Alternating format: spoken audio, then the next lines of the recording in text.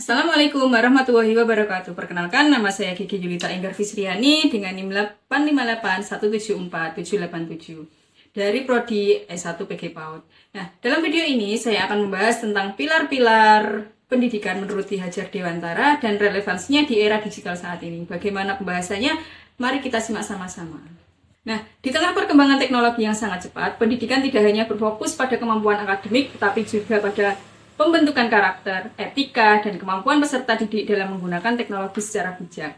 Oleh karena itu, pemikiran Ki Hajar Dewantara masih sangat relevan untuk menjawab berbagai persoalan pendidikan nasional saat ini. Nah, secara umum, pilar itu berarti penyangga atau dasar yang memperkuat suatu bangunan.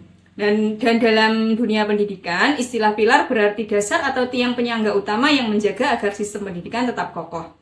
Nah, pilar pendidikan menjadi pedoman dalam membentuk manusia yang cerdas, berkarakter, dan mampu menghadapi perubahan zaman. Tanpa pilar yang kuat, pendidikan hanya akan berfokus pada pengetahuan akademik, tetapi kehilangan arah dalam membentuk kepribadian peserta didik. Nah, pilar pendidikan berfungsi sebagai pedoman bagi guru, peserta didik, maupun lembaga pendidikan dalam menciptakan belajar yang bermakna.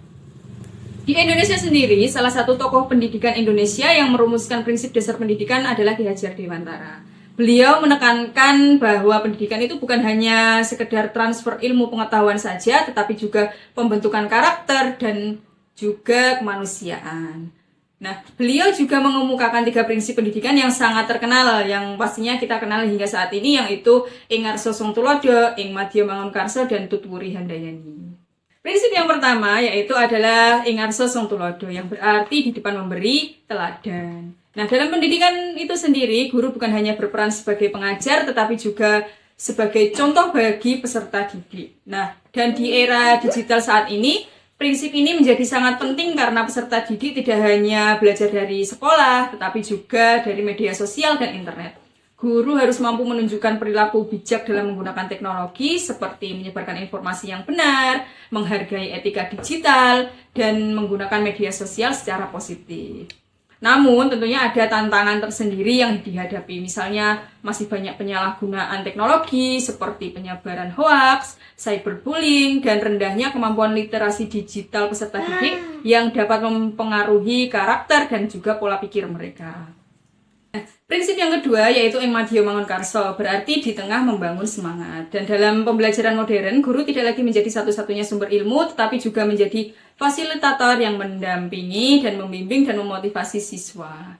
Pada pembelajaran daring misalnya, guru perlu menciptakan suasana belajar yang interaktif agar peserta didik tetap aktif dan juga tidak mudah bosan. Misalnya melalui video pembelajaran, kuis interaktif, atau diskusi daring.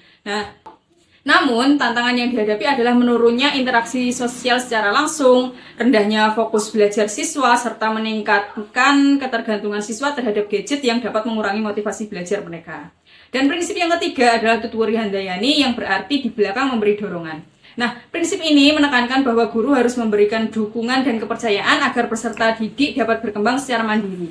Dan di era digital ini, peserta didik memiliki akses informasi yang sangat luas terhadap informasi dan teknologi. Oleh karena itu, guru perlu membimbing siswa agar mampu berpikir kritis, kreatif, dan bertanggung jawab dalam menggunakan teknologi. Guru juga perlu membimbing peserta didik agar tidak hanya menjadi pengguna teknologi, tetapi juga mampu memanfaatkan teknologi untuk belajar dan mengembangkan diri. Namun, kenyataannya masih banyak peserta didik yang menggunakan internet itu hanya untuk hiburan, bukan untuk pengembangan diri. Nah, dan jika dianalisis lebih jauh, ketiga prinsip pendidikan tersebut tetap relevan untuk menjawab persoalan pendidikan nasional saat ini.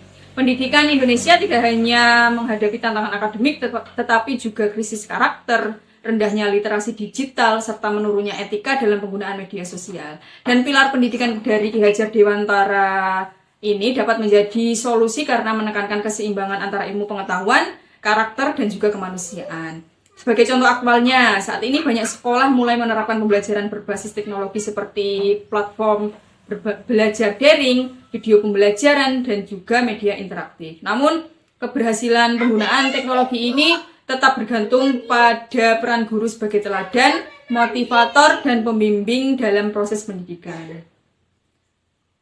Dan sebagai refleksi, saya berpendapat bahwa pendidikan di era digital ini harus tetap berlandaskan pada nilai-nilai kemanusiaan. Teknologi memang berkembang sangat cepat dan juga memberikan banyak kemudahan. Tetapi pendidikan tidak boleh kehilangan tujuan utamanya, yaitu membentuk manusia yang berkarakter, beretika, dan mampu menggunakan teknologi secara bijak.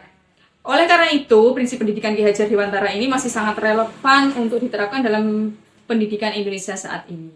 Nah, demikian pemaparan saya mengenai pilar-pilar pendidikan dari Ki Hajar Dewantara dan relevansinya di era digital saat ini. Semoga kita dapat menerapkan nilai-nilai pendidikan dari Ki Hajar Dewantara ini dalam proses pembelajaran di masa kini dengan lebih baik. Terima kasih atas perhatiannya dan mohon maaf jika ada kekurangan informasi atau kesalahan informasi yang telah saya sampaikan.